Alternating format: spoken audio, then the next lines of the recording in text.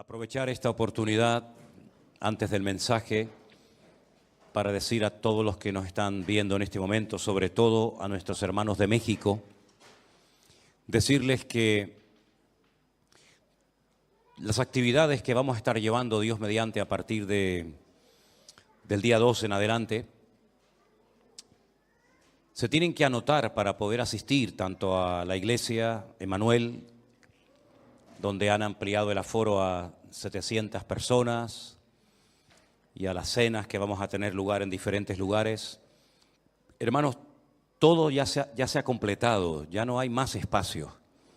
Entonces los hermanos que están llamando y escribiendo y diciendo que van a ir de todas maneras con reserva o sin reserva, con autorización o no, yo les pediría por favor que seamos respetuosos, porque tenemos que respetar las leyes y las normas y los aforos que nos han dado.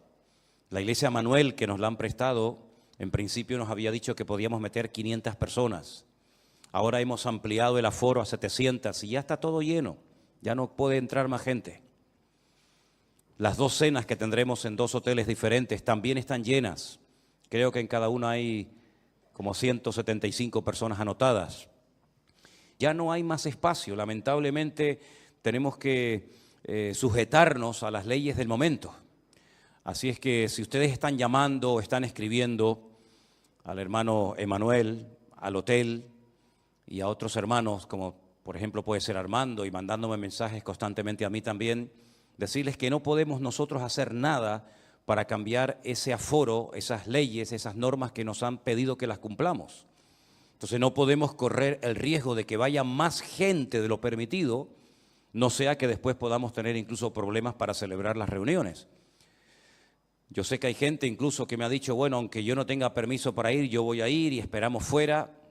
Hermanos, seamos respetuosos y seamos conscientes de que en este momento no se puede meter más gente de la que ya estamos metiendo. Quiero decir esto sobre todo a los hermanos de México y de otros países, como Estados Unidos y otros países cercanos, que me dicen que quieren ir familias enteras a los cultos, a las reuniones. Bueno, hermanos, esto es lo que hay y a mí no me queda más remedio que sujetarme a las normas y a las leyes de cada país, y por eso no hay más capacidad, sino no hay otra explicación. No podemos hacer más de lo que ya estamos haciendo. Pensábamos que íbamos a tardar muchísimo tiempo en poder cubrir todas esas plazas, pero para sorpresa nuestra, todas se han cubierto, todas se han cubierto. Yo no sé si mañana el pastor de la iglesia Manuel o las autoridades de México, de aquí a unos días, abren más la mano para que vaya más gente, pero de momento esto es lo que hay. De momento no puede asistir más gente a los cultos. ¿Sí? Es increíble, ¿no? Tener que decir a la gente que no pueden venir a los cultos, ¿no? Pero es lo que toca y confiamos de que el Señor nos ayude a todos a entender que bueno, que esta es la realidad en la que estamos viviendo actualmente y que no podemos hacer otra cosa. Amén, hermanos. Pido por favor a los hermanos desde ya, a los que están aquí, a los que nos están viendo también, que estén orando para que el Señor nos ayude y nos dé mucha sabiduría y sobre todo mucha fuerza para poder cumplir con todos los compromisos. El cambio horario va a ser brutal. El vuelo ya solamente dura 12 horas y solamente tenemos un día para adaptarnos al nuevo horario y a partir del siguiente día prácticamente ya estamos atendiendo a gente y pastores y muchísima gente que va a venir de todas partes. Así es que pedimos oración para que el Señor nos ayude y todo salga bien y dirigido por Él y podamos pues cumplir con los compromisos que tenemos en ese país.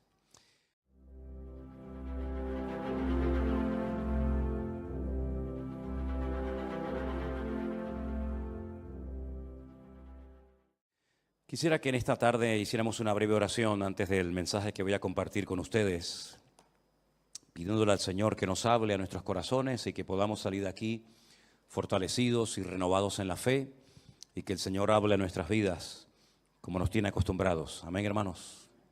Señor, te damos muchas gracias por esta oportunidad, por este privilegio tan hermoso que nos estás dando de poder disfrutar de este tiempo aquí en tu presencia.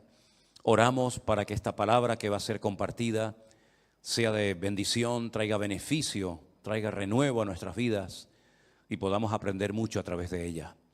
Te damos gracias por esta oportunidad que nos das en esta tarde de poder estar aquí delante de ti, Señor, sabiendo que tú vas a hablar a través de tu palabra como siempre. Te lo pedimos todo en el nombre de Jesús. Amén y amén. Gloria a Dios. Hay un estudio muy bonito y muy interesante que consiste en ver cómo eran las ciudades, en definitiva, el mundo en el cual se movieron los primeros cristianos. Cómo eran los cultos, completamente diferentes a como los hacemos nosotros hoy en día. Hoy en día todo está centrado generalmente en un pastor o en una persona que es más o menos el que administra la iglesia junto con los ancianos, los diáconos, los obreros, ¿verdad? Pero en aquellos tiempos las iglesias no eran como nosotros las vemos, estamos acostumbrados hoy en día. Se hacían muchas reuniones en hogares, no existían templos. No fue hasta el siglo III después de Cristo que comenzaron a utilizarse locales o antiguos templos paganos para celebrar cultos o reuniones. Los cristianos se reunían en cualquier parte, en playas, en montañas, en casas particulares, en plazas. Y en aquellos tiempos, pues no era tan fácil ser cristiano como hoy en día. Si estudiamos, por ejemplo, cómo vivían los griegos, cómo vivían los romanos, cuáles eran sus costumbres, los principios, entre comillas, que tenían, qué religiones practicaban en aquellos tiempos aquella gente, cómo se desplazaban la gente de un país a otro, los medios de comunicación que existían. Es realmente un estudio muy interesante, ¿verdad? Ver cómo a veces se llegaba a un lugar donde prácticamente no había nadie y poco a poco se iba formando un pequeño pueblo, después una ciudad y así sucesivamente. Pero hay una ciudad que yo la llamo la Gomorra, la Sodoma y Gomorra de los tiempos apostólicos o de los tiempos del apóstol Pablo. Y es sin lugar a dudas la ciudad de Corinto. La ciudad de Corinto está aproximadamente a unos 75 kilómetros de Atenas. Y es una ciudad, o era una ciudad muy interesante porque era una ciudad muy comercial. Habían construido un pequeño canal, ¿verdad?, que unía una parte del mar con otra. Y era un lugar frecuentado por muchísimos comerciantes. Y como estos comerciantes eran de diferentes nacionalidades y tenían diferentes costumbres religiosas, pues toda la ciudad de Corinto estaba plagada de templos paganos. Allí se adoraba a todo. La ciudad de Corinto tenía una acrópolis. La palabra acrópolis es ciudad elevada. Era algo muy común en aquella época. Y en ese montículo de aproximadamente unos 600 metros de altura había un templo enorme, que era el templo a la famosa diosa Afrodita, la diosa griega de la sensualidad, de la belleza, del amor, que los romanos la adoraban con el nombre de Venus y los efesios la adoraban con el nombre de Diana o también Artemisa. Y siglos más tarde, la misma imagen, pero con un niño en brazos, se le cambió el nombre y se le puso María. En ese lugar de Corinto, en ese templo concretamente, habían 1000 mujeres que eran prostitutas sagradas, sacerdotisas de Afrodita. Y todas las tardes bajaban de ese templo y se metían por toda la ciudad de Corinto, tratando de captar adeptos, tratando de captar hombres para que se convirtieran en adoradores de Afrodita. Y ellas ofrecían sus servicios sexuales a los hombres de la ciudad de Corinto. Y así, de esa manera, utilizando el sexo como gancho, pues alcanzaban a muchos hombres para que fueran adoradores y seguidores de esta diosa pagana, de Afrodita. Y fue en esa ciudad donde el apóstol Pablo llegó en su segundo viaje misionero. Y curiosamente hay un capítulo, que es el capítulo 18 del libro de los Hechos, donde nos cuenta cómo empezó esta iglesia. Y a mí me gusta mucho de vez en cuando recordar, por ejemplo, cómo empezó esta obra. Cómo empezamos esta iglesia aquí hace 20 años, cómo después de unos años empezamos a trabajar en el puerto de Veracruz y surgió otra iglesia. cómo estuvimos unos años trabajando, por ejemplo, en Bolivia, en Santa Cruz de la Sierra, con docenas y docenas y docenas de niños a los cuales atendíamos cada día dándoles de comer. Cómo después de unos años nos fuimos a Malindi, a Kenia, a África, y allí construimos una casa. Y es muy bueno saber a veces los comienzos de la obra. ¿Quiénes fueron las primeras personas que se convirtieron? ¿Cuáles fueron los primeros problemas que nos encontramos? ¿Cómo surgió la obra? Y Hechos capítulo 18 nos habla acerca de cómo empezó la iglesia de Corinto. Y quisiera que me siguieran en esta tarde la lectura, porque es muy interesante lo que vamos a leer en esta tarde, antes de ir a la primera carta del apóstol Pablo a los Corintios. En Hechos capítulo 18, Lucas, que es el autor de este libro, nos dice lo siguiente. Después de estas cosas, se refiere a la visita, al viaje de Pablo a Atenas, 75 kilómetros de allí. Pablo salió de Atenas y se fue a Corinto. Y halló a un judío llamado Aquila, natural del Ponto, recién venido de Italia con Priscila su mujer, por cuanto Claudio había mandado que todos los judíos saliesen de Roma, y fue a ellos. Y como eran del mismo oficio, se quedó con ellos y trabajaban juntos, pues el oficio de ellos era hacer tiendas. Y discutía en la sinagoga todos los días de reposo y persuadía a judíos y a griegos. Y cuando Silas y Timoteo vinieron de Macedonia, Pablo estaba entregado por entero a la predicación de la palabra, testificando a los judíos que Jesús era el Cristo. Pero oponiéndose y blasfemando esto, les dijo, sacudiéndose los vestidos, vuestra sangre sea sobre vuestra propia cabeza. Yo limpio desde ahora, me iré a los gentiles. Y saliendo de allí, se fue a la casa de uno llamado Justo, temeroso de Dios, la cual estaba junto a la sinagoga. Y Crispo, el principal de la sinagoga, creyó en el Señor con toda su casa, y muchos de los corintios, oyendo, creían y eran bautizados.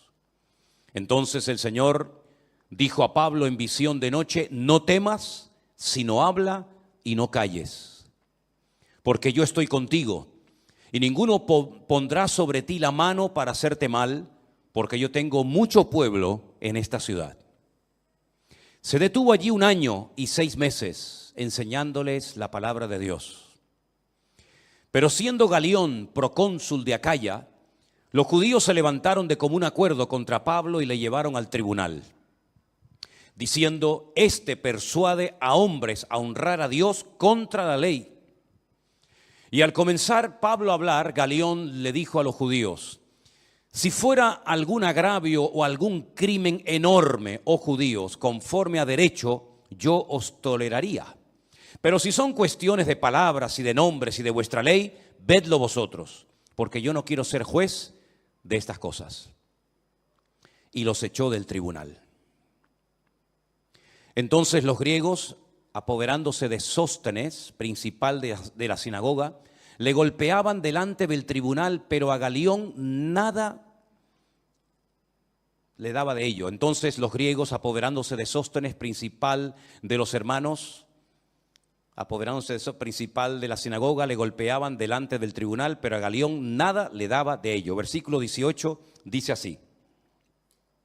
Mas Pablo, habiéndose detenido aún muchos días allí, después de despedir a los hermanos, navegó a Siria, y con él Priscila y Aquila, habiéndose rapado la cabeza en Cencrea porque tenía hecho un voto.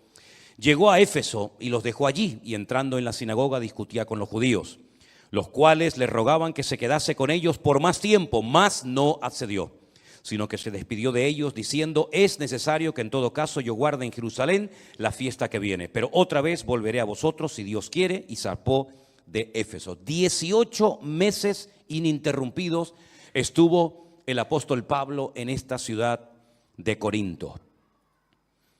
Allí conoció a Priscila, Aquila, un matrimonio que le apoyó muchísimo durante su ministerio, y después, como hemos leído, vino Timoteo y también Silas, y estas personas junto con él y probablemente otros más le ayudaron a fundar la iglesia de Corinto. La iglesia de Corinto tenía muchas particularidades. No fue una iglesia fácil. Como 3 o 4 años después de haber estado trabajando allí, le llega un informe al apóstol Pablo diciéndole que la iglesia está llena de problemas. Muchos hermanos se habían peleado los unos con los otros, se habían formado distintos grupos y la iglesia estaba realmente siendo afectada por el mundo. En vez de ellos afectar al mundo y a la sociedad corrompida de Corinto, estaba ocurriendo más bien todo lo contrario.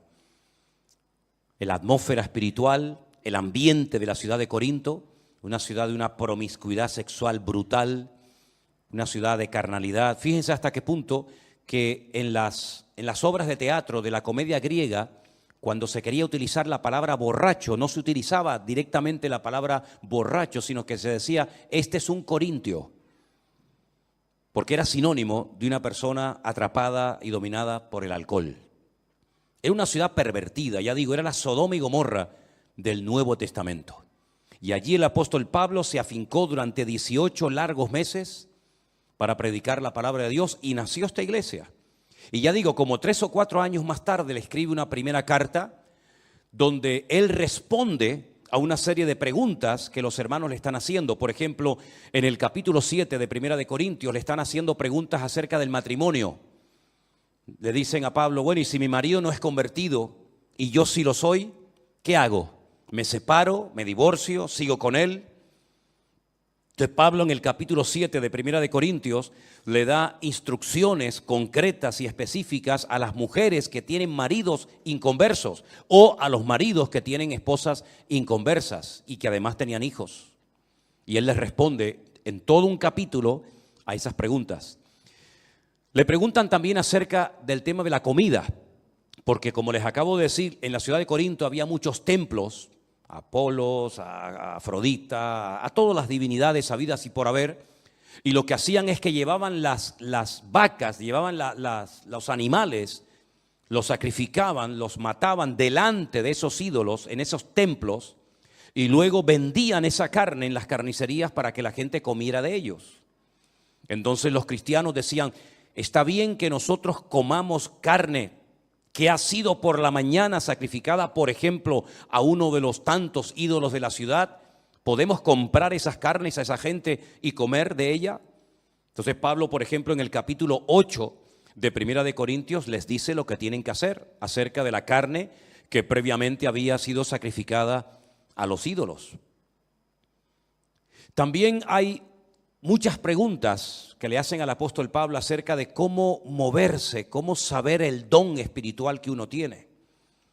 El apóstol Pablo dedica 2 capítulos muy interesantes, por cierto, el 12 y el 14 de Primera de Corintios para traer luz y para aclarar cuáles son los dones del Espíritu Santo y cómo se tienen que ejercer ordenadamente en la iglesia. Les dije en una ocasión, ¿se acuerdan?, que hay 2 listas en la Biblia acerca de los dones del Espíritu Santo. Romanos capítulo 12 y en Primera de Corintios capítulo 12. Él menciona 9. Y él dice que los dones del Espíritu Santo tienen que ser administrados con orden. Las personas que se levantaban para traer una palabra a la iglesia, tenía que haber un orden. No podían hablar todos al mismo tiempo.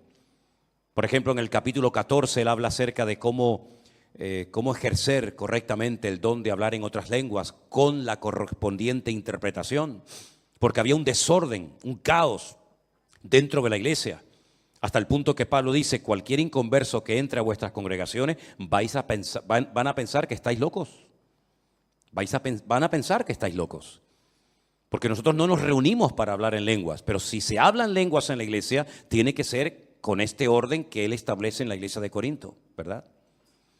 Y si alguien dice, no, es que no puedo evitar hablar en lengua, no puedo evitar hacer esto o aquello, Pablo dice, no. En nuestras iglesias esa no es nuestra costumbre. Eso no es lo que yo enseño ni en Corinto, ni en Tesalónica, ni en Éfeso, ni en Colosas. En nuestras iglesias tiene que imperar y reinar el orden y la paz, no la confusión.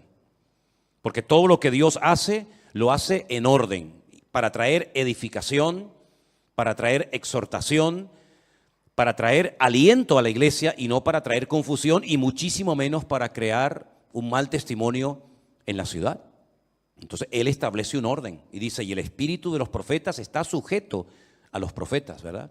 Hágase todo decentemente y con orden, es la regla que el apóstol Pablo establece allí.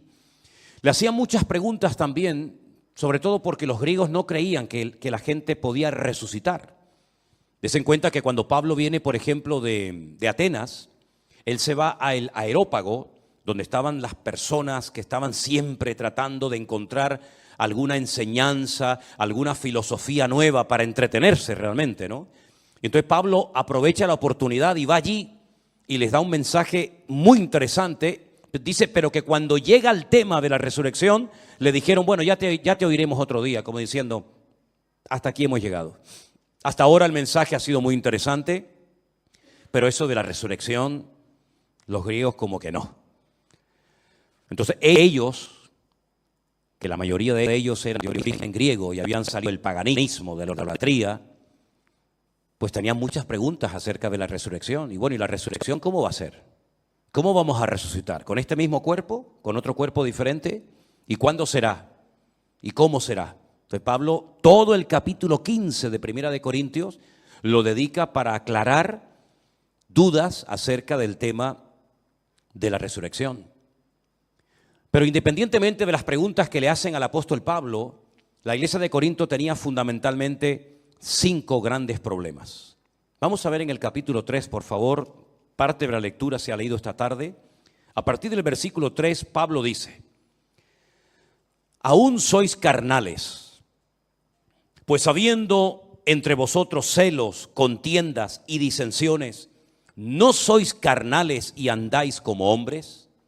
Porque diciendo el uno, yo ciertamente soy de Pablo, y el otro, yo soy de Apolos, ¿no sois carnales? ¿Qué pues es Pablo y qué pues es Apolos? Servidores por medio de los cuales habéis creído, y eso según lo que a cada uno concedió el Señor.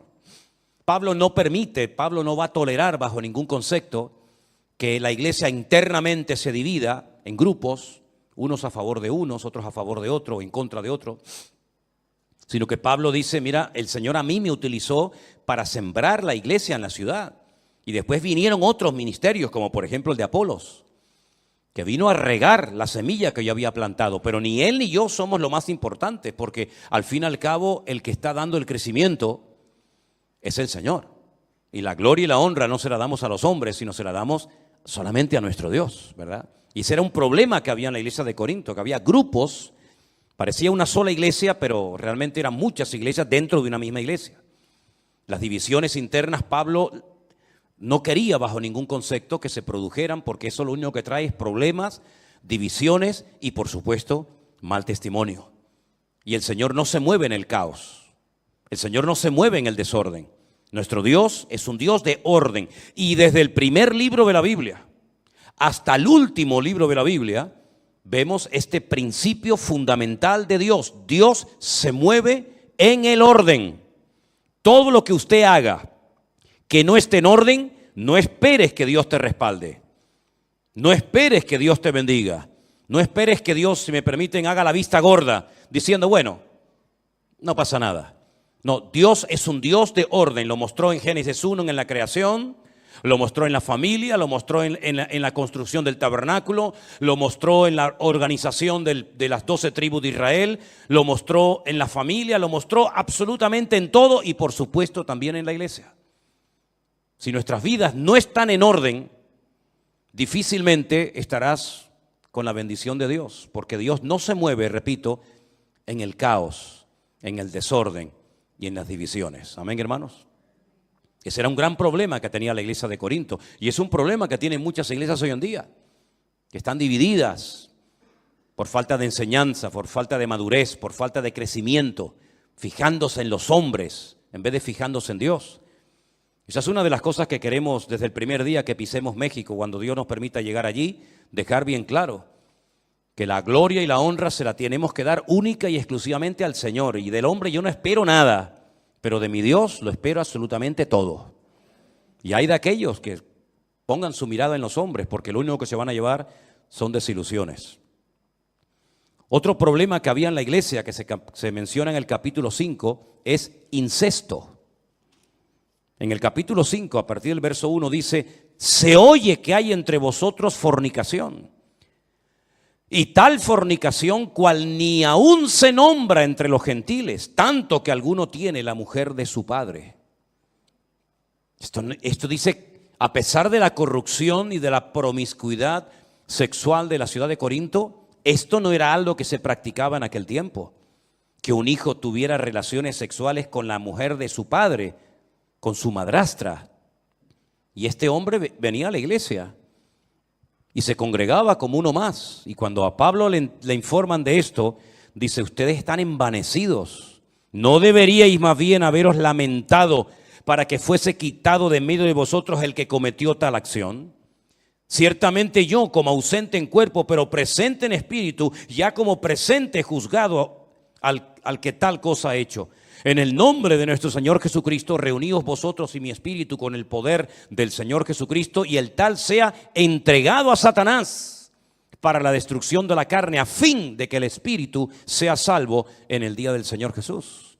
Después, en 2 de Corintios, cuando él le vuelve a escribir a la iglesia, este hombre se ve que recapacitó, pidió perdón, se arrepintió, dejó ese pecado, y Pablo dice: bueno, vuelvan a admitirlo en la iglesia, pero lo que no podemos permitir es que esta persona lleve esta vida de desorden, cometiendo un pecado que ni los gentiles ni los del mundo cometen, y se congrega en nuestra iglesia como si nada y participe como uno más, y aquí nadie le llama la atención, sino que bueno, todo el mundo mira para otra parte. El apóstol Pablo se entera y dice: bajo ningún concepto vamos a permitir eso en la iglesia del Señor Jesús, porque en la casa del Señor tiene que reinar el orden y la santidad. ¿Cuántos dicen amén? También había problemas entre hermanos. Capítulo 6, versículo 1 dice: ¿osa alguno de vosotros, cuando tiene algo contra otro, ir a juicio delante de los injustos y no delante de los santos? ¿No sabéis que los santos han de juzgar al mundo? Y si el mundo ha de ser juzgado por vosotros, ¿sois indignos de juzgar cosas muy pequeñas? ¿O no sabéis que hemos de juzgar a los ángeles? ¿Cuánto más las cosas de esta vida? Si pues tenéis juicios sobre cosas de esta vida, ¿ponéis para juzgar a los que son de menor estima en la iglesia? Hermanos que se denunciaban, iban a los tribunales, iban a los jueces, a las autoridades del mundo para arreglar sus problemas, que tenían que haberlo arreglado con la bendición y con la paz del Señor, en oración, con un buen espíritu, con una buena actitud. Se denunciaban los hermanos, y claro, imagínate los del mundo, los de afuera, cuando se enteraban que había problemas entre los hermanos, y se denunciaban los unos a los otros. Y Pablo utiliza el argumento de decir: sí, nosotros los hijos de Dios, que vamos a juzgar a los ángeles, que vamos a juzgar al mundo juntamente con el Señor, resulta que tienen que recurrir a los inconversos para que los inconversos les solucionen los problemas a ustedes como cristianos. ¿Pero qué están haciendo? Ese problema también lo había en la iglesia de Corinto. Pero como muchos habían salido del paganismo, como muchos habían dejado la idolatría, muchas hermanas de la iglesia habían ejercido antaño la prostitución, de ahí que les pida que se cubran y se pongan un velo, porque aquellas 1000 jovencitas, ¿se acuerdan? Aquellas 1000 sacerdotisas del templo de Afrodita, sí, eran prostitutas, pero ¿cómo se diferenciaban estas mujeres de una mujer normal de Corinto, que vestían con unos peinados y con unas ropas tremendas? Pues porque eran calvas, les habían rapado completamente la cabeza. Y cuando tú veías a estas jóvenes por las calles con su pelo rapado, no es que tuvieran una enfermedad que se les caía el pelo, sino que era un voto que habían hecho, ¿verdad?, de raparse el pelo para dedicar sus cuerpos por entero a la prostitución sagrada, dándole culto a Afrodita, ¿verdad? Y entonces muchos de los hombres de la iglesia habían estado con esas mujeres, y esas mujeres ahora eran convertidas, y esos hombres ahora eran convertidos y se encontraban en los cultos y se encontraban en la iglesia. Imagínense ustedes. Porque en Corinto no había 50 iglesias, como puede haber a lo mejor en cualquier ciudad, que hay una iglesia aquí, una iglesia más allá, una bautista, una pentecostal, una anglicana, ¿verdad? Sino que había una sola iglesia. Y el que se convertía a Cristo tenía que ir a un solo lugar. No había un montón de iglesias, había una sola iglesia en toda la ciudad. Y ahí se encontraban, pues, prostitutas o ex prostitutas con los antiguos clientes que habían tenido. Y entonces había que poner orden dentro de la iglesia y enseñarles a los miembros a vivir esa vida nueva que ahora tenían en Cristo. Y verse los unos a los otros, no como un cliente ni como un objeto, sino como hermanos en Cristo. Y en el capítulo 5 Pablo dice: os he escrito por carta, verso 9, que no juntéis con los fornicarios. No absolutamente con los fornicarios de este mundo, con los avaros o con los ladrones o con los idólatras, pues en tal caso os sería necesario salir del mundo. Más bien os escribí que no os juntéis con ninguno que llamándose hermano, escuche esto, llamándose hermano, fuera un fornicario, un avaro, un idólatra, un maldiciente, un borracho, un ladrón, con esa persona ni coman. Una persona que va a la iglesia, que dice que es cristiano, y es un borracho, es un ladrón, es un avaro, es un fornicario, con ese ni coman. Porque, ¿qué razón tendría yo para juzgar a los que están fuera? ¿No juzgáis vosotros a los que están dentro? Es decir, el apóstol Pablo lo que está diciendo es: miren, yo no les he dicho que ustedes no pueden hablar con gente del mundo que practican todo tipo de pecados. Yo no les he dicho eso. Si yo les hubiera dicho que no hablaran con borrachos, con prostitutas, con ladrones, con avaros, con idólatras, pues se tendrían que ir a vivir a otro planeta. Porque en la calle, en el mundo, los inconversos, los que no tienen a Cristo en su corazón, los que no han puesto su vida en orden y los que no viven en santidad, pues lógicamente están atrapados, son esclavos de uno o varios pecados de los que acabo de mencionar.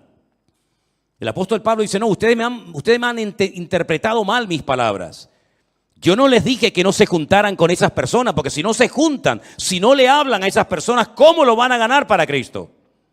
Yo lo que les he dicho y la enseñanza que les he dado es esta: si hay gente en la iglesia que son idólatras, avaros, ladrones, fornicarios, etcétera, etcétera, no os juntéis con esa persona, para que no piense el mundo que se puede venir a la iglesia y seguir practicando el pecado y seguir viviendo igual que como vivíamos antes y no pasa nada.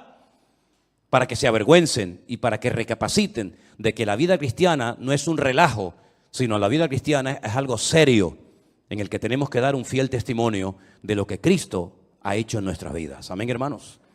Tiene que haber un cambio en nosotros. Las mujeres no pueden comportarse como se comportaban antes de conocer al Señor, ¿verdad? Imagínense estas, no digo las 1000, pero imagínense que 200 de estas prostitutas se convirtieran al evangelio y ahora vinieran a la iglesia.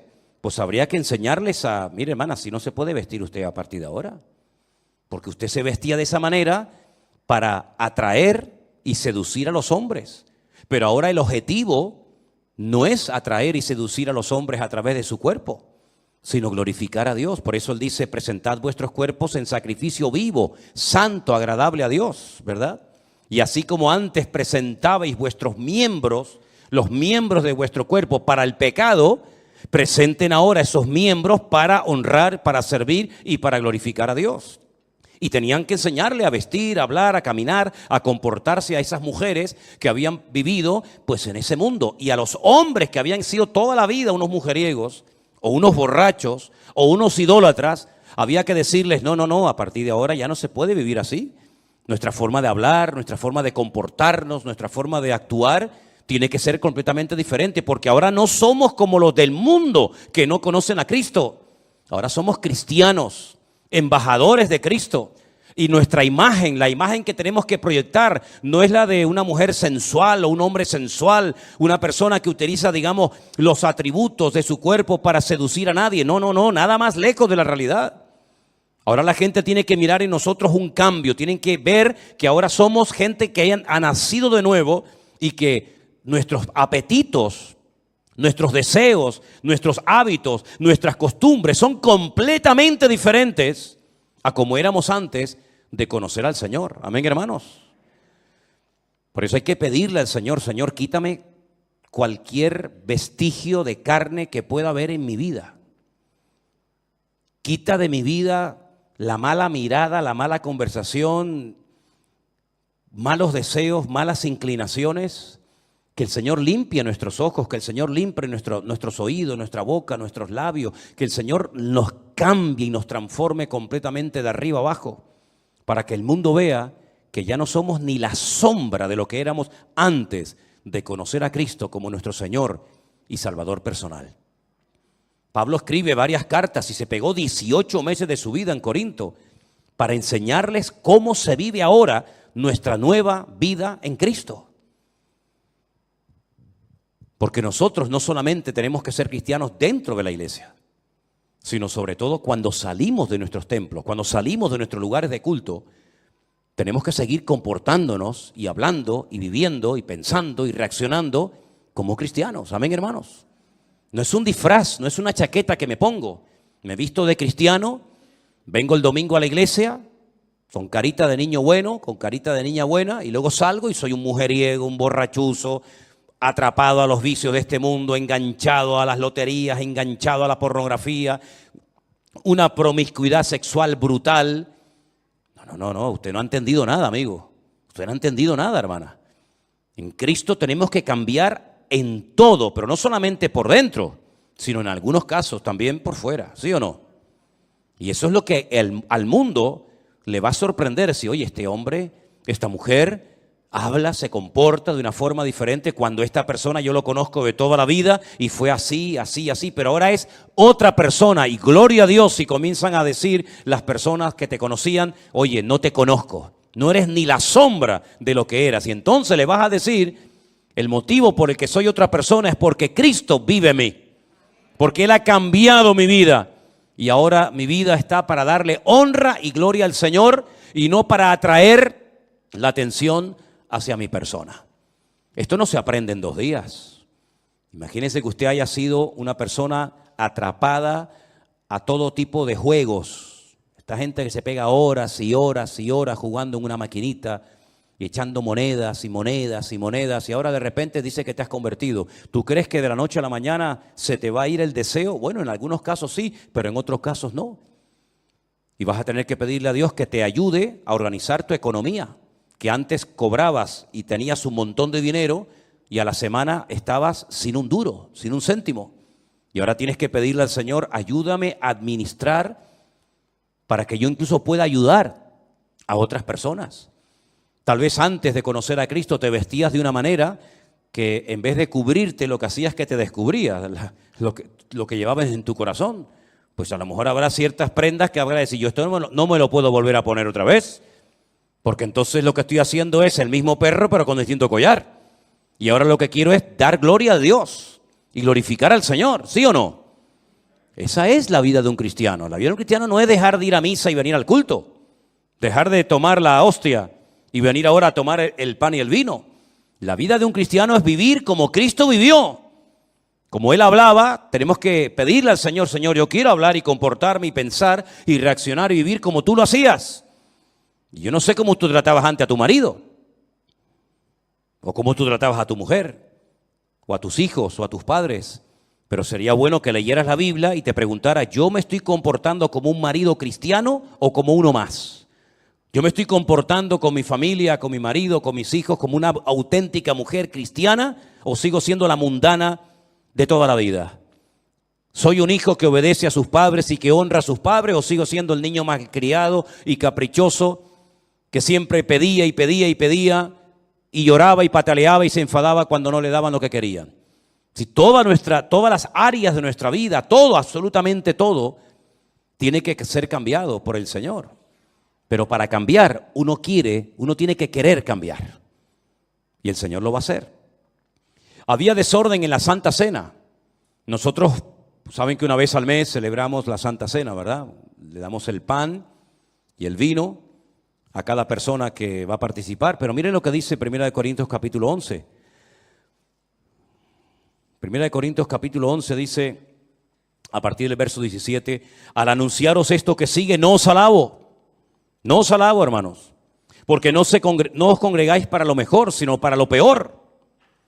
Pues en primer lugar, cuando os reunís como iglesia, oigo que hay entre vosotros divisiones. ¿Y saben lo que dice Pablo? En parte lo creo. Pablo no dice, no, esto no puede ser, imposible. Imposible que mis hermanos de la iglesia de Corinto estén divididos. Imposible. No, él dice, lo creo. Conociéndoles yo a ustedes, en parte yo creo que hay divisiones en la iglesia. Porque es preciso, versículo 19, que entre vosotros haya disensiones para que se hagan manifiestos entre vosotros los que son aprobados. Cuando pues os reunís vosotros, esto no es comer la cena del Señor, porque al comer cada uno se adelanta a tomar su propia cena y uno tiene hambre y otro se embriaga. Pues ¿qué? ¿No tenéis casas en las que podáis comer y beber? ¿O menospreciáis la iglesia de Dios y avergonzáis a los que no tienen nada? ¿Qué os diré? ¿Os alabaré? En esto no os alabo. La gente se ve que llevaba su comida a la iglesia y ya se quedaban en la iglesia a comer. Y claro, había gente pudiente en la iglesia y gente pobre, como siempre ha habido. Gente con más y con menos capacidad económica. Y dice la Biblia que algunas personas tenían hambre y se iban hambrientos de la iglesia. Y otras personas tenían tanta abundancia de comida y de bebida que hasta se emborrachaban dentro de la iglesia, dentro de los cultos, del lugar donde se habían decidido congregar. Y claro, cuando a Pablo le decían, mira, tú sabes que hay hermanos que tienen hambre y van al culto y salen con hambre. Y al lado a lo mejor hay una mesa de unos hermanos ricos y tienen de todo. Y en vez de compartir con los hermanos que tienen hambre y necesidad, no son capaces de decirle, hermano, ¿quiere usted comer un poco de nuestra comida? Hermano, tenga un platito y disfrute juntamente con nosotros. Son incapaces de compartir la bendición. Y no solamente no comparten, sino que además hasta llegan a emborracharse, porque en vez de llevar una pequeña cantidad simbólica para participar del pan y del vino, llevan tanta cantidad que se pasan y se embriagan y se emborrachan en la iglesia. Gracias a Dios yo nunca he visto esto en esta iglesia. Amén, hermanos. Gracias a Dios yo nunca he visto esto, ni lo veré. Pero que personas hambrientas, salgan hambrientas de una iglesia cuando hay una celebración, una comida, un banquete, un ágape, y póngale el nombre que quiera, eso es una vergüenza para la iglesia. Eso sería terrible, ¿verdad? Ver a gente hambrienta que viene a la iglesia en un día de comida y se van hambrientos. ¿Pero cómo puede ser? ¿Cómo se pueden llamar esa gente cristianos? ¿Dónde está el amor de Cristo en esa familia, en esa persona que trae tanta comida, que le sobra, que después mucha de esa comida la va a tirar a la basura y un hermano, una familia al lado de ella o de él se fueran hambrientos de la iglesia? A Pablo todo esto lo ponía malo. A Pablo todo esto le traía dolor en el corazón y Pablo llegó a decir, por ustedes tengo tanto dolor, que se comparó a una mujer que está a punto de dar a luz. Fíjense los dolores que tenía Pablo por esta gente. Tenía dolor, tenía tristeza, le pesaba en el corazón o escuchar, oír estas noticias de una iglesia que él amaba tanto, por la cual había trabajado tanto y donde había estado 18 meses de su vida con hombres de Dios como Silas, Timoteo, Apolos, Priscila, Aquila, su marido, y ver ahora, 3 o 4 años después, a la iglesia en estas condiciones le causaba una tristeza tremenda. Porque la iglesia tiene que ir cada vez a mejor. Cada vez tenemos que estar más firmes, más maduros, más constantes, más fieles al Señor. Cada vez tenemos que tener las doctrinas más claras en nuestra vida. No ser niños fluctuantes que ahora sí, ahora no, ahora creo, ahora no creo. El apóstol Pablo luchó y derramó lágrimas para que en esta iglesia se estableciera una congregación de sana doctrina, una iglesia unida, una iglesia que pudiera contrarrestar toda la basura espiritual y el ambiente y la atmósfera terrible que había en Corinto. Y lamentablemente vemos que el ambiente de la ciudad se metió dentro de la iglesia hasta el punto que dentro de la iglesia se cometían casi los mismos pecados que se cometían en los templos paganos de la ciudad de Corinto. ¿Y cómo no le iba a doler a Pablo eso? Imagínense ustedes si el Señor Jesucristo hubiera entrado un día en un culto normal de la iglesia de Corinto. Imagínense cómo hubiera reaccionado el Señor si entra a una iglesia donde supuestamente se le está dando honra, gloria y culto a Él y se encuentra uno borracho, al otro acostándose con su madre, al otro criticando a este hermano, al otro insultando a la otra hermana, al otro yendo al juez para presentar una denuncia contra este hermano. ¿Cómo hubiera reaccionado el Señor si hubiera entrado un día físicamente a esa congregación? Pues yo creo que hubiera actuado exactamente igual que cuando entró al templo de Jerusalén en su época, cuando dice la Biblia que entró y comenzó a volcar las mesas de los cambistas Y comenzó a echar a patadas a toda la gente que estaba allí comerciando en el templo. Y dijo aquello de: habéis convertido mi casa de oración en una cueva de ladrones. Amén, hermanos. No me extraña que la gente fuera al estanque de Betesda, que está muy cerca, ¿saben? Los que han estado allí conmigo saben que el templo y el estanque de Betesda está muy cerquita, muy cerquita. No me extraña que con este ambiente espiritual, no me extraña a mí que con este mal testimonio y con este mal ejemplo del templo, de los sacerdotes, de Anás, de Caifás, etcétera, la gente prefiriera irse a una piscina de agua putrefacta esperando a un supuesto ángel que decían que venía, que nunca vino ningún ángel. Preferían estar allí esperando que un ángel descendiera del cielo para recibir su milagro que estar en el templo, sabiendo que allí lo que le iban a quitar es lo poco que a lo mejor podían llevar y que a lo mejor ni siquiera lo iban a dejar entrar por la condición en la que se encontraba.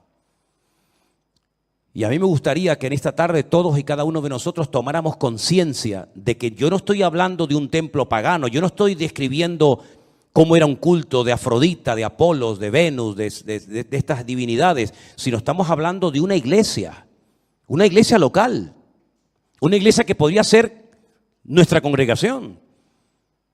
¿Y por qué el Señor permitió que nosotros, los cristianos de 2000 años después de esto, nos enteráramos de este relajo y de este desorden en la iglesia? ¿Por qué no pasó la página y dice: bueno, eso no lo cuentes? Cuenta las cosas bonitas. Por ejemplo, mira, habla de la iglesia de los filipenses, que es una buena iglesia. Al fin y al cabo solamente hay dos hermanitas ahí que están peleadas una con otra, Evodia y Síntique, pero bueno, son dos nada más dentro de mucho. Habla de los filipenses o habla de otra iglesia. ¿Por qué el Señor permitió? ¿Por qué el Señor inspiró con su Espíritu Santo al apóstol Pablo para que escribiera esta carta y nos contara todos los desórdenes, el pecado, la basura, las divisiones, el incesto que había en esa congregación, para que nosotros tengamos ejemplos a no imitar y para que sepamos que si bajamos la guardia podemos llegar a vivir un cristianismo tan carnal como el que ellos vivieron? Porque esta iglesia empezó muy bien, esta iglesia no empezó mal, esta iglesia empezó muy bien. Y cuando el apóstol Pablo, si quieren venir conmigo al capítulo 1, les dirige la primera carta, miren lo que les dice: Pablo, llamado a ser apóstol de Jesucristo por la voluntad de Dios, y el hermano Sóstenes. Es interesante notar que Sóstenes y un hermano llamado Crispo eran los líderes de la sinagoga de Corinto, que se convirtieron juntamente con el Señor y se hicieron miembros de la iglesia de Corinto. Y ahora le escriben una carta a la iglesia y le dice: a la iglesia de Dios que está en Corinto. Y ahora mira lo que dice Pablo: a los santificados en Cristo Jesús, es decir, a los que han sido llamados, a los que han sido llamados aparte. Eso es lo que significa ser santos o santificados, ser llamados aparte, sacarlos en este caso de la idolatría, del paganismo, de toda esa basura. Ustedes han sido llamados para ser santos en Cristo Jesús, llamados para ser santos junto con todos los que en cualquier lugar invocan el nombre de nuestro Señor Jesucristo, Señor de ellos y nuestro. Nosotros también, hoy en día, hemos sido llamados a ser santos, a marcar una diferencia, a ser gente que marca una diferencia aquí en la isla donde vivimos o en el país donde usted me está viendo y escuchando en esta noche. No puede pasar nuestra vida desapercibida ni decir: bueno, ¿este cristiano de qué? ¿De qué es cristiano este hombre? Esta señora dice que es cristiana, pero ¿cristiana de qué? Nosotros hemos sido llamados a marcar una diferencia como los de Corinto. Fueron llamados, fueron sacados de la idolatría, de los templos del paganismo, para que fueran santos y sirvieran al Señor. Ese es el llamado de ellos y el nuestro también, hermanos. Gracias doy a mi Dios siempre por vosotros, por la gracia de Dios que fue dada en Cristo Jesús. Porque en todas las cosas fuisteis enriquecidos en Él, en toda palabra y en toda ciencia o conocimiento. Es decir, Pablo no dice: bueno, es que yo no le puedo dar gracias al Señor por esta iglesia porque empezaron mal, sin conocimiento, sin la gracia de Dios, sin el favor de Dios. No, al contrario. Dice: yo le doy gracias a mi Señor de que la gracia, el favor de Dios, el respaldo de Dios, el conocimiento del Señor, ustedes lo experimentaron. De tal manera, fíjate lo que dice Pablo aquí, esto es tremendo. Verso 7, de tal manera que nada os falta en ningún don. ¿Cuántos dicen amén? No es que la iglesia estuviera mal porque le faltaba algo. No, no, a ustedes no les falta de nada. A ustedes no les falta absolutamente de nada. Nada os falta en ningún don, esperando la manifestación de nuestro Señor Jesucristo, el cual también nos confirmará hasta el fin, para que seáis irreprensibles en el día de nuestro Señor Jesucristo, y fiel es Dios, por el cual fuisteis llamados a la comunión con su Hijo Jesucristo nuestro Señor. Es decir, una iglesia que empieza bien, con un buen pastor, con unos buenos obreros, con una sana doctrina, una enseñanza excelente, en medio de un ambiente terrible como ya lo he definido. Empezó bien la iglesia de Corinto. Yo estoy seguro que durante esos 18 primeros meses de vida de la iglesia de Corinto, la iglesia funcionó perfectamente. Estoy plenamente convencido, porque de hecho les recuerdo que esta carta se escribió 3 o tal vez 4 años después de su fundación. Es decir, que durante los primeros años, los primeros 3 años como mínimo, digamos que la iglesia anduvo bien, pero comenzó a meterse el mundo, comenzó a meterse la carnalidad en la iglesia. Y mira cómo Pablo tiene que dirigirse a ellos. Les dice: niños en Cristo, carnales, que todavía se les tiene que dar leche como si fueran niños pequeños, en vez de vianda, ¿verdad? Alimento sólido, porque no erais ni sois capaces todavía, sois carnales, llenos de celos, de contiendas, de disensiones, de envidias. Fíjate lo bonito, lo bien que empezó la iglesia y cómo se estaba torciendo, hasta llegar a ser un templo más, donde todo valía y donde nadie tomaba autoridad y decía: basta, hasta aquí hemos llegado. El motivo principal por el cual tenemos Primera y Segunda de Corintios en nuestras Biblias, hermanos, es para que tomemos conciencia de que no podemos bajar la guardia en ningún momento, y menos en estos tiempos en los cuales nos ha tocado vivir. Porque antes había una ciudad terrible como era Sodoma y Gomorra, pero ya no existe. Y durante la época de Pablo hubo una especie de Sodoma y Gomorra en lo natural y en lo espiritual que se llamó Corinto, pero ya no existe. Pero hoy en día la mayoría del mundo es una inmensa Sodoma y una gigantesca Gomorra, donde ya el cristianismo, ¿verdad?, no cuenta nada, y a Dios se le ha cerrado las puertas y no se le invita a ninguna reunión importante de la índole que sea. Pero todavía estamos plantados, todavía estamos los cristianos en el planeta Tierra, aún no hemos sido sacados, como algún día seremos sacados. Todavía el Señor nos tiene aquí, paseando por calles, por ciudades, pueblos grandes, pueblos pequeños, en todos los continentes de la tierra, en lugares de mucha población, de poca población, en lugares de gente pudiente, rica, influyente, de gente que prácticamente nadie sabe ni que existen. Todavía estamos nosotros los cristianos en este mundo. Y la función a la cual el Señor nos ha llamado es hacer sal, es decir, una protección. Porque la sal se utilizaba para impedir el proceso de descomposición de los alimentos, del pescado, de la carne. ¿Cómo se podía viajar por el desierto? ¿Cómo se podían viajar esos viajes tan largos en barcos de vela durante semanas, meses enteros? Si no se salaban las carnes, los pescados, se llevaba a pudrir la comida. ¿Y después qué comían? Entonces la sal era algo fundamental, hasta el punto que de ahí viene hasta la palabra salario. Se le pagaba con sal a los obreros en algunas ocasiones, porque la sal era un elemento fundamental, era como el hielo, como un congelador hoy en día que, ya digo, evitaba el proceso de descomposición de los alimentos. Y el Señor dice: ahora ustedes son la sal del mundo, la sal de la tierra.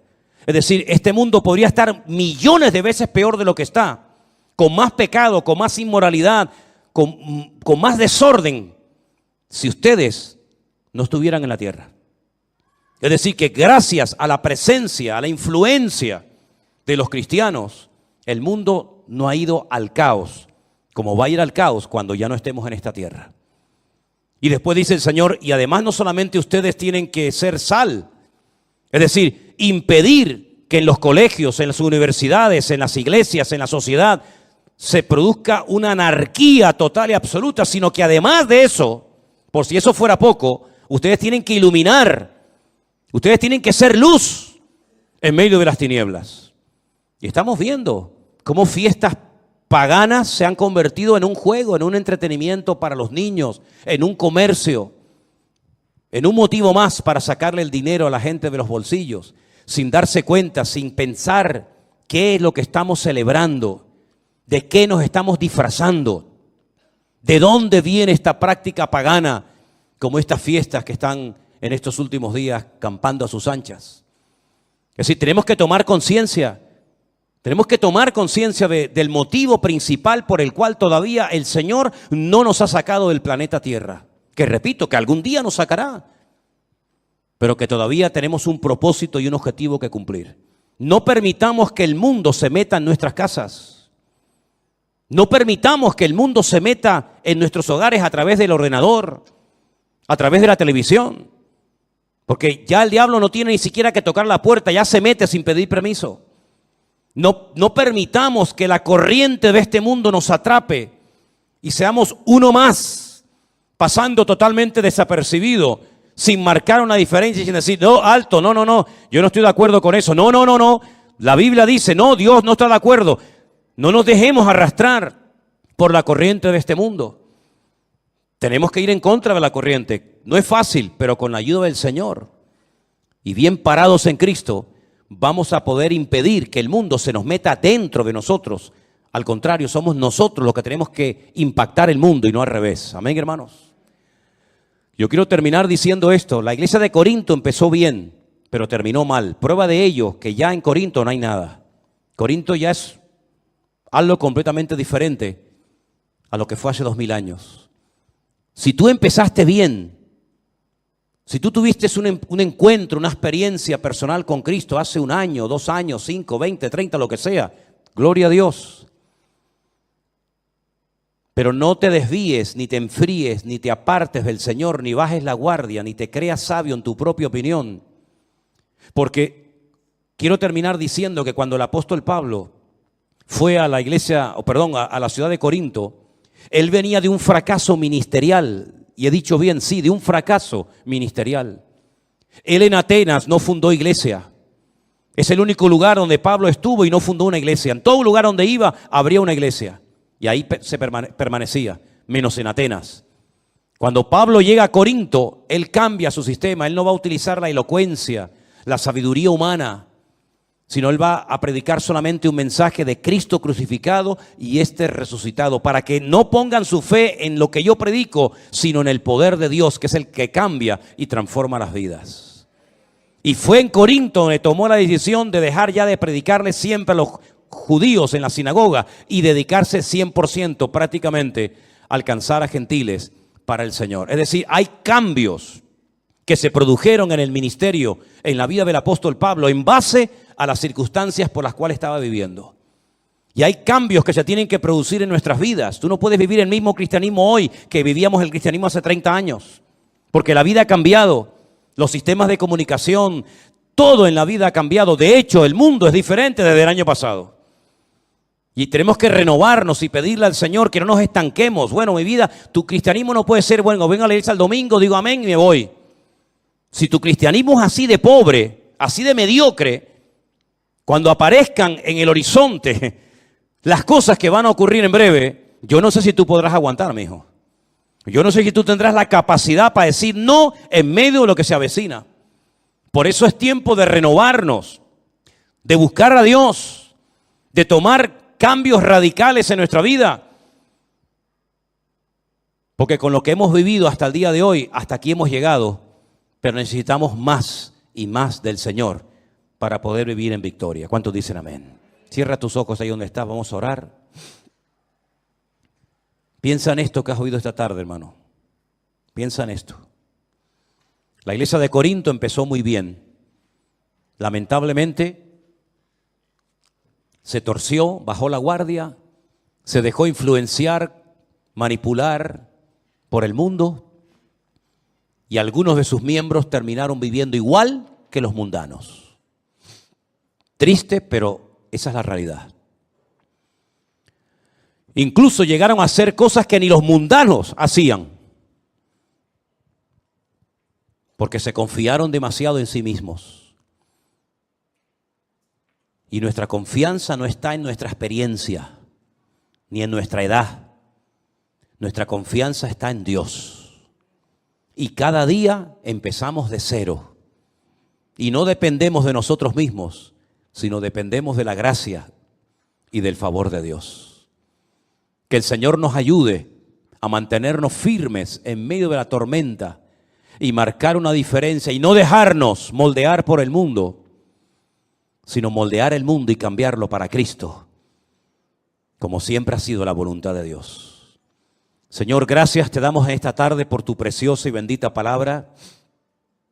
Te rogamos, Señor, que tú nos afiances y nos afirmes en la fe, para que podamos siempre poner nuestra confianza, nuestra mirada y nuestra vida en ti, y que no nos pase lo que le pasó a nuestros hermanos de la iglesia de Corinto, que se dejaron influenciar y manipular por el mundo.